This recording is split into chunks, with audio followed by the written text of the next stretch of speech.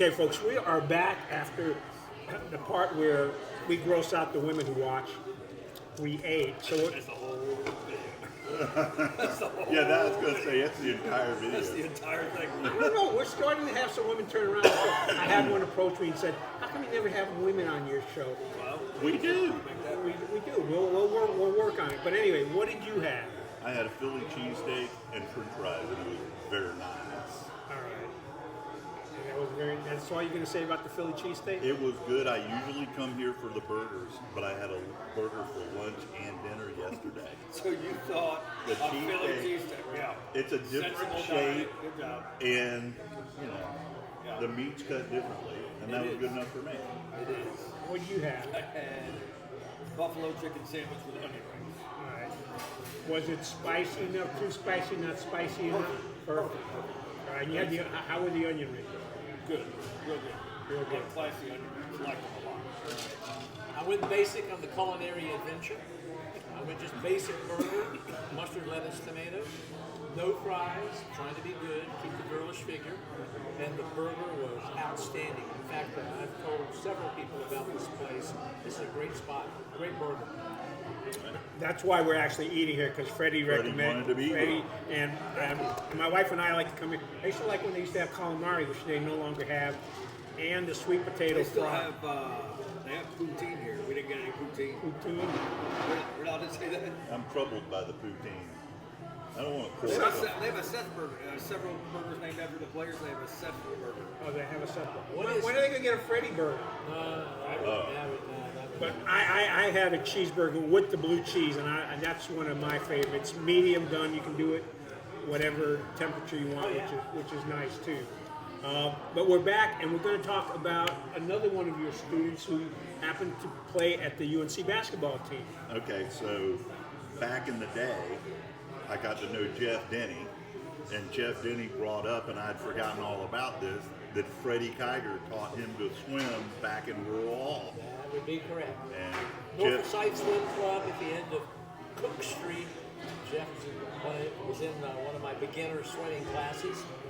Did well, passed, and moved on to advanced beginner and beyond. yes, Didn't you have to swim at Carolina at one point? yes. At one time, in Yeah, fact, Charles Perrault Uh-huh. flunked and was not allowed to graduate because he couldn't pass the swimming So he requirement. never graduated? He did eventually. Did he get to wear floaties or what? I don't know about that. Oh, no, the little butterfly thing. Yeah. No. But he couldn't pass the swimming thing. So when he normally should have graduated in the 50s, he did not. But it eventually. He looked like he floated. Yeah, you're going Don't ahead. speak ill of the dead. Don't speak ill I of the dead. bought his sister-in-law's building. That's where my office is. Oh, okay. Freddie Kiger. I don't even want to talk about that story. Yeah, that's how Greg and I kind of met. He screwed. Well, we're No. not moving on. He So screwed me out of the You building. were asking him about stats. That's on the itinerary. Oh, we're going to ask him about, wait, we're talking about, you're still talking we're talking about Denny? swimming? No, you're No. not talking about Denny. You're talking about stats. Just that's another Chatham Okay, connection what are because we his talking three about kids now? went. Well, there's another kid that I coached, Ranzino Smith. Yeah, So then Ranzino went on to play at Carolina as well. I got dunked on by Ranzino Smith. Ranzino was I once, for a fundraiser at Chapel Hill High School so we could play at a holiday beach ball tournament down in South Carolina. They got a certain amount of money for every free throw they hit at 500. Ranzino hit 475 free throws out of 500. Were you keeping the stats for I that? was sitting right there in the monitor for every one. 475 out of 500. That kid could play. And it was just a machine. There was no bounce, routine, ritual. It was I'd feed him the Who ball. was the football player that ended up going in Julius Peppers. Green Bay? Bernardo Oh, Harris. Bernardo Harris. Yeah, I did a real estate transaction with him. He was at Chapel Hill High School and went on to Carolina. Well, I think he won 2 Super Bowls with Green Bay. Well, the Bernardo Harris story that has to do with Jeff Denny is all our boys played basketball together at Red League, and Jeff couldn't be there, so Bernardo is coaching. Well, his Full son, contact basketball. his son Blake was as gifted as any kid you've ever seen play. And so we're over in Siler City, and there is an infamous east-west divide in refereeing in rec league sport. I don't Oh, know come about on. three. So- There's a rivalry between the east part of the county and the So we're playing basketball in an age that most kids are dribbling with two hands, picking up, running 10 feet, dribbling with two hands. Blake is doing crossover between the legs, floating through the lane and shooting. So in the first half, we're up by 15. In the second half, the ref decided to call the carry on Blake every single time he touches the ball. And that way, the other team ends up coming up and beating us by fouling Blake out and calling him every time he touched the ball. And Bernardo was so close to killing two refs. It was like nothing you've ever seen. But Bernardo, I mean, is a huge, strong, fast but man. a nice, calm guy. No. I mean, he was calm until the injustice of it all. I mean, we were all outraged, but none of us were going to kill someone. But Bernardo was He was just, a brick wall with oh, legs. oh my goodness, a big dude. Anyway, but that's West Chatham. You can't trust them. They're squirrely out there. Oh my gosh! Just alienated half the population of Living there Chatham. and doing real estate there, I would say I disagree with You that. deny that entire discussion. Yeah, we're going to cancel them out. All right. We talked about your high school days, teaching high school days. Let's talk about how you got into statistics, your relationship. I think you said Dorrance and Williams helped you get to where you were. So how did it all start out? Okay. I am in the middle of what would be my 50th season of keeping statistics for sports. I kept statistics at North Forsyth Senior High School in Winston-Salem. Played baseball, but kept statistics for football and basketball. Okay. I was shortstop and third base. Then came to Carolina, was incredibly active in intramurals and team going. Volleyball? All 12 sports. Okay. In fact, I was intramural athlete of the year in 1975. Holy cow. Not bad for a skinny white boy. No. But Anson Dorrance and I played on several of the intramural championship teams back in the early 70s. And I went to work from the intramural experience in the intramural office with Dr. Ron Hyatt, who I love dearly and who was a mentor for me. And I was assigned being assistant supervisor of intramural officials, and my boss was a guy by the name of Roy Williams. So between Dr. Hyatt, Roy Williams, who was already playing JV ball and attending Coach Smith's practices to make notes and what have you, they helped to open the door, and I became a statistician for Dean Smith and the basketball program beginning in 1974, and a part of so many wonderful teams: John Kuster, Tommy Ladorn, Mitch Kupchak, Phil Ford, Dave Hanners, Walter Brad Hoffman, Davis. Walter Davis, and those bonds continue to this day. We stay in touch, and it's been a wonderful experience. All that led to stints with ABC, NBC, CBS, 4 Olympics, 3 X Games, ESPN. Truly blessed, and have a ton of people to thank and give assists to, pointing to them. But it's been, oh my gosh, the things that I've had a chance to do with the incredibly talented people that I've had a chance to do them with. It's been a blessed, rich life. I hope it continues for some time. What your mom think about all that? My mom would be amazed that she could actually see me on television of that generation. And she would always say, I can't find you. Everybody at church tells me that they see you along the sidelines, particularly in basketball. And I went, Mom, tell you what, next game, I will wear a sweater vest. So when the camera pans, look for somebody in a sweater vest, and that will be me. And to this day, as of last night, working over at Duke, I always wear a sweater vest for my mom. That's all. Speaking of Duke, I saw it, I think it was a 2023 article, that you were close to doing the 100th Duke UNC game. Are you going to hit that this year? Or February, it'll be the 100th Duke Carolina game. Are they going to stop the game and No, bring you out or something? It Or? won't even. No, it won't even be a speed bump. They'll go right straight through it, unless. Well, that'll be a Dan Schulman, Jay Billis game. So Yeah, but Jay loves you, doesn't he? well, I mean, I get along great with those guys. In fact, Dan and Jay will ask for myself and John Madry, my longtime statistical colleague who lives in Raleigh, and was the former Solicitor General of the state of North Carolina.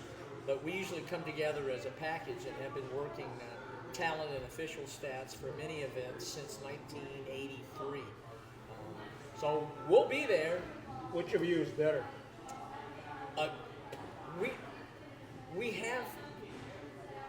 I'm for basketball. I like doing official stats, and John prefers to do talent stats. Talent stats means you're sitting with the announcers and keeping them, listening to them exclusively, and making certain that they're on top of points, fouls, trends, and what have you. And official stats, I'm essentially calling the game, but I'm also sending over to John and to the to the truck or the control room, graphics, and producer,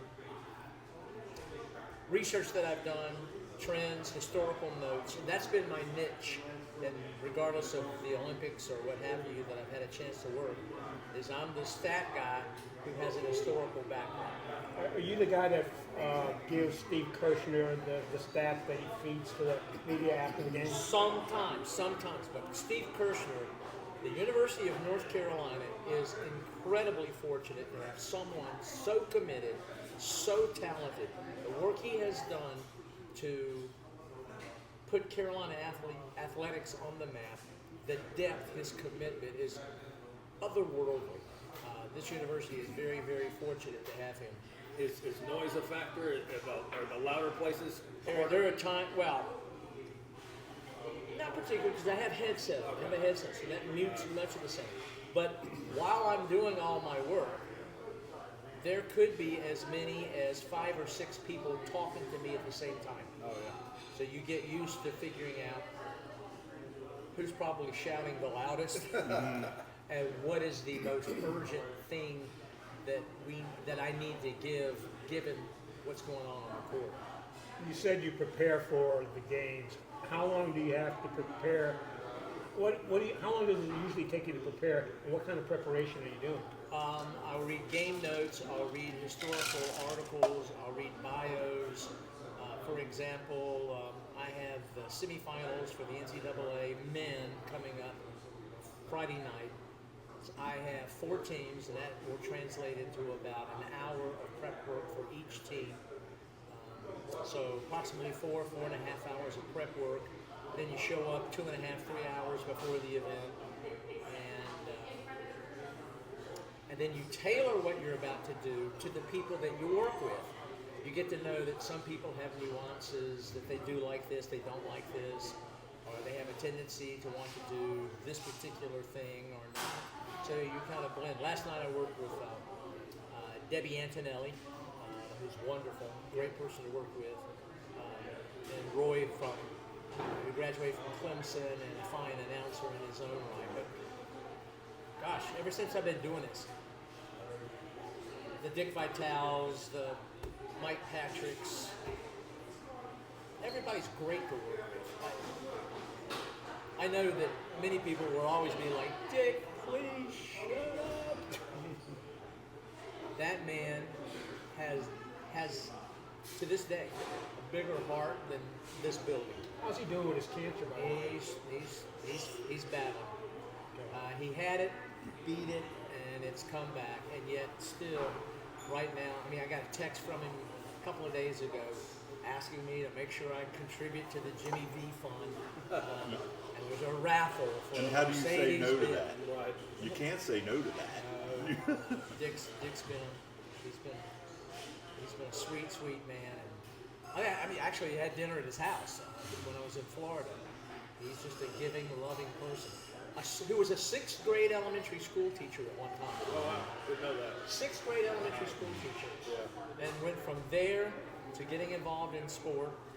Was the head coach of the University of Detroit, who played in Carmichael in the 70s, and then went on to become the Pistons head coach. Right. Holy It seems like we have a dynamic of people that just have like incredible love and passion for the game, but didn't play it themselves, but like know the sport frontwards and backwards. And then you have the retired athlete or someone who's been in the trenches and everything. Do you think you need to have that dynamic of both to feed off of one another, or do you think one? I think it depends on the individual, but more times than not, I mean, Coach Smith was a catcher on the baseball team in Kansas, Right. and was a scrub who got in the last few minutes of the national championship game and commented later on in his life he wished he had at least fouled somebody, Right. so that there would be a statistical A stat. record of him. A stat. You know, yes, a stat. I mean, Michael Jordan, one of the greatest athletes to play college and particularly the NBA, and yet as an administrator, Yeah. Right. limited success. Right. Well, but that's Sorry, true. Michael, but- Yeah, that's true across the board. The guys who are great players. Can you think of a great player that was a great coach? Oh, that's a I good don't. one. I can't think of one. But I mean, Romo was a good quarterback He's and a everything. great announcer. But I didn't think he was going to be, and at first he kind of annoyed me. And then his insight to the game, I'm just like, this guy knows. Yeah. Like he'll tell you what play's coming up. Right. He's like, watch it. They're going to come in this formation, do this, Right. and everything. I mean, he knows it frontwards and I learned backwards. from him. Yeah, right. Dan Bonner's the same way. Dan, I know, is old school, but when I listen to him for basketball, even though he's been around forever, I learn from him every game I work for him. That's awesome. And Brady is stumbling, but when he says something's going to happen, it happens. And when he gets more used to doing He'll get it, better. verbally he's stumbling, better. but what he's saying, I don't like them. Yeah, well, you'll be Are you okay. a Washington fan? I'm a Jets fan. I'm a Browns fan. Oh, yeah. I'm So a you're- masochist. Wow. That's a dumpster fire. Yeah, but you didn't have your hopes crushed like I did. Yeah, over and over and over. And Over and over. over and over. Yeah, So talking about Brady, Well, Belichick- before we go to that, we had an opportunity to talk, because I run into him every once in a while at games that I'm shooting. Talk about some of the mistakes that technology-wise you had. You mentioned that one time they popped up, you had the statues of the Duke. Because Back in the he's late doing 80s. his job, but not everything goes great. It was a time when I was a graphics coordinator, so I would be in the truck 6 hours before tip, and you load all the information into what at that time the technology was called a Chiron machine. And there's a Chiron operator that would sit beside you, and you load all this information so that when the game began, you could then pop up things. You could call out a number. That's 5206. They'd call it up, and it would be somebody's free throw percentage or some particular stat. There were lower thirds and there were full pages, but you loaded all that. Well, I arrived one time and my Chiron operator had started early, and I should have double checked what that person was loading, but I trusted, and we get into the game. It's Duke, Carolina. so you got Over to in do the over in game. Cameron. We have a full page with the logo, team names, and the halftime score.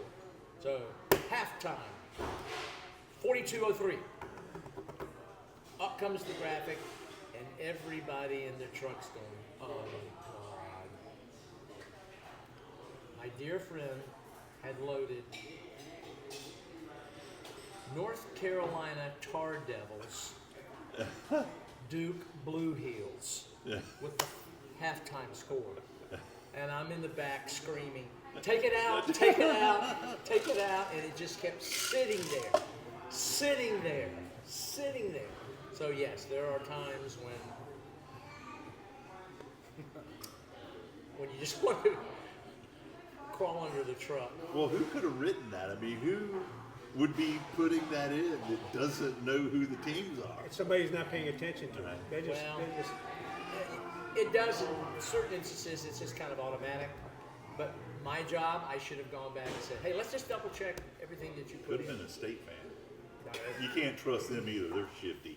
Because you have the stats background, where a few weeks ago I read about stats, and they interviewed NFL quarterbacks, and they asked them, how many completions do you think you had, and how many yards do you Oh, think that's you threw interesting. for? And then they would ask the running back, how many carries do you think you had, how many yards per carry? And the most interesting thing is the ones that overestimated, the quarterbacks that overestimated, and the running backs that are overestimated, and the ones that got it more accurate, the ones that overestimated, that had an incorrect perception of themselves, actually did better than the ones that were more accurate. Interesting. Yeah. That is, that's Yeah, interesting. yeah. I remember for Coach Smith that one stat, I was getting ready. Usually I kept what was called the assist turnover stat. Loose ball recoveries, assists, turnovers, kind of the coaches' things. Coach Smith also would want, if Greg gave you a pass and you were fouled going in, the NCAA says I can't call that an assist unless you scored. Well, Coach Smith wanted it. He wanted to know, so it would be called a coach's assist. But one year, at the beginning of the season, he called me into his office and said, I want you to keep something this year that's different. I went, okay, sir, what do you want? He said, I want you to chart the officials. Chart the officials. What? So essentially, I designed a stat sheet that would include every time a whistle blew, I put down the time, the score, by name, which official made the call, what the call was, and reaction. So I averaged 95 to 100 entries per game, and what Coach Smith would do is after he had watched the game to grade performances, he would watch it now in the hopes that after a season or so, if so-and-so showed up to call a game, there's going to be more calls in the paint than on the perimeter. There's going to be more charges called than blocks. He wanted to see if there was a statistical anomaly that would lead to trends according to which official showed up. And I was kept there? it for 2 seasons. At the end of the second season, he found me and he went, Fred, I don't know why I did that. you know, I couldn't find a trend at all. But that's where his head was. He was willing to invest 2 seasons of research just to explore the possibility of were there conscious or unconscious biases or tendencies depending on the team of officials that showed up for a game. Somewhere in some file cabinet in Carmichael or the Smith Center, there may be a dusty, packed file of those notes. Are you ever going to get a room, the Freddie Kiger room at the Smith Center? I might get I don't even think I'll get a closet. You also had an interesting story about Carmichael, about how that got funded because you had Reynolds Coliseum that got spent a lot of money on, but Carmichael was what, leaky and damp and Back in the 50s, Frank McGuire wanted Woolen Jim woolen. Okay. to become architecturally equivalent to Reynolds. I remember he was standing, I don't remember, the story goes that he was in Woolen Gym and asked for the lights to be turned on. There was kind of a 1001, 1002 count, and someone said, Coach, they are. And then we had a problem with leaks, and it was going to cost $20,000 to fix the leaks. And was told the state, which at that time was pretty much funding, not donors, but the state, we don't have that kind of money for leaks. And the vice president of the university at that time, Billy Carmichael, kind of went, okay. Big game coming up with NC State and Woolen. He handed out tickets. Those people show up to that game on Saturday against NC State. It rained like crazy. On Monday, he gets a call from Raleigh. Hey, we got you $20,000 to fix the leaks. He had given Mr. Carmichael, as in Carmichael Auditorium / Arena, had given tickets to the Emergency Contingency Fund of the state government, and every ticket he gave was one directly under a leak. Okay. I love it. That's brilliant. Took 2 days. Yeah, we got you $20,000. That's awesome. You want to get into your Well, thing you're we making? got to talk. Is this a different segment? Are you going to hit pause? Do you want me to hit pause? We'll hit Wait, pause press real the quick. word